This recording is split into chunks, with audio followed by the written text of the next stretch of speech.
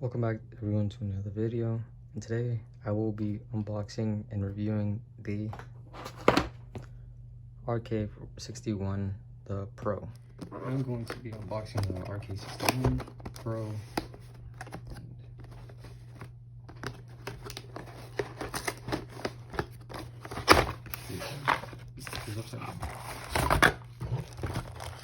Here's the straight out the package manual. These like little instructions, like carrying and stuff. You don't need that. That's this side. And in the box, we get some extra red switches. I got the one with red switches and a little keycap or switch puller. Oh, you actually get this pretty good keycap puller as well, so you don't scratch the side of the keycaps. It's pretty cool. And the USB-C cable. You don't need this. And apparently a ruler. Look at this. It's pretty dope. And that's it. That's all that's inside a box. And let's take it out the wrapping paper. Alright, so we have it out. I tried to fix the angle, make it a little better. Just fix up some things, you know. I also put in my AirPods. Hopefully it sounds a little bit better. And here's the overall, like, just keyboard, you know. Here it is. I mean, it looks amazing. The thing I didn't like about the RK61, like the regular one, is the USB-C was right here. It wasn't even USB-C, I believe. I believe it was like the micro something, the micro thing, the one that Android phones use. That's all I know how to, like, that's the way I've known, like that type of charger, you know. And I mean, yeah, it looks pretty clean. I mean, I'm glad it's USB-C as well. I'm also glad it's on like the left side, because I hated the fact that it was like in the middle. I just don't like how they're in the middle and stuff. But it just doesn't look as good as if it was on the side, in my opinion. But that might be different for you. But yeah, now it just looks so much better. And the aluminum body itself, it's so nice. And it's like these little rubber pads right here for like a little bit of elevation. And here's like the on and off switch between like Bluetooth and just wireless. And there's little to no bend in this, as you can see. And it's just overall pretty nice, honestly. Good product. I mean, it is 85 bucks. I bought it for 85 bucks off of Amazon. It is kind of worth it though. I mean, you get all this. I got them with red switches, and I probably already showed all this, but it comes with some extra switches, keycap, and switch puller, because it is hot swappable, and it is 2-pin. And I believe you can fit 5-pin switches on here. You just have to like clip them. Don't trust me on that though. I know some keyboards, like the like board thing, it can't like support it. But I was reading some reviews and stuff about it and looking some things up online, and they should be able to use 5-pin hot swap. But if you guys fully know, just let me know in the comments and I'll just correct myself. But overall, it looks pretty nice. I mean, like the keycaps are pretty nice. They're thin. Or it's like, let me show you. It's like I forgot what these type of keycaps are called, but it's like, you know, like angle basically. If I can show you from the side, hold on. Like that. It's like a no angle type thing. And I mean, it's just overall a nice board. You got the arrow keys, the function keys, everything. The switches, F10, whatever you need, print home screen, page up. I mean, you can even lock windows. I mean, what else do you need? It's a 60% keyboard. It's nice. It's clean. It looks good. And let's just go ahead and turn it on. And on the back, it's like a little arcade Royal Clutch branding. Some stuff, you know. Like, there's no like branding or anything like that. It just makes it look clean, you know. All right. Well, the switch puller is not good. It's not good at all. I just got my own switch puller and pulled the switch out, but that switch puller broke it a little bit. I don't know if you can see. It broke it right here. But yeah, I guess we'll just be switching. I don't think it's gonna affect the actual switch, but you might as well just switch it out just in case, you know. As you can see, it is like 2-pin. From right there. And yeah, I mean, what else can I say? It's a pretty clean board, basically. That's what I like about this new the RK61 Pro. Honestly, I was like looking at it for a good bit and I was like, man, if they are lubed. Yeah, they come pre-lubed. They don't sound too bad, but I most likely will lube and clip them.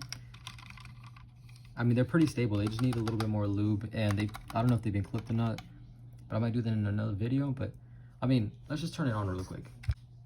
Here are all the different switches with this little, you have to press FN and this like little sun type of thing, and these are all the different modes.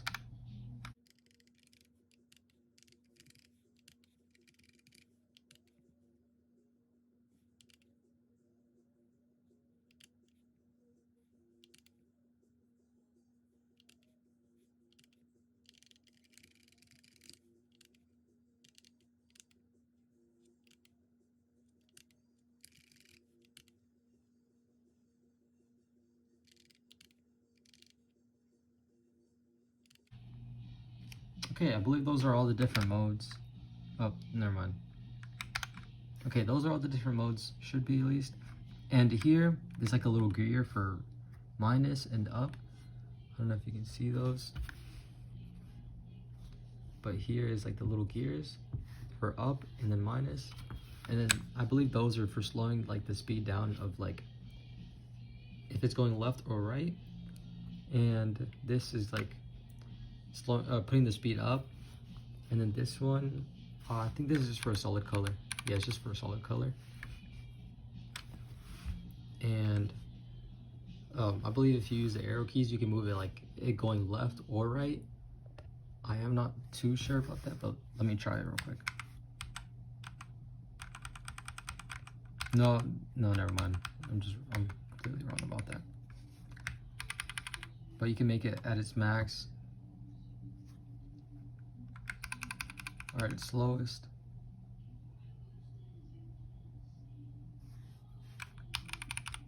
You can put it at its max brightness.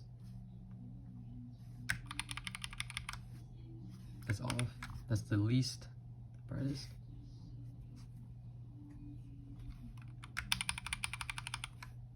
Okay, and then I think that's all for like the functions it has, like lights. That means lights. By this I mean lights.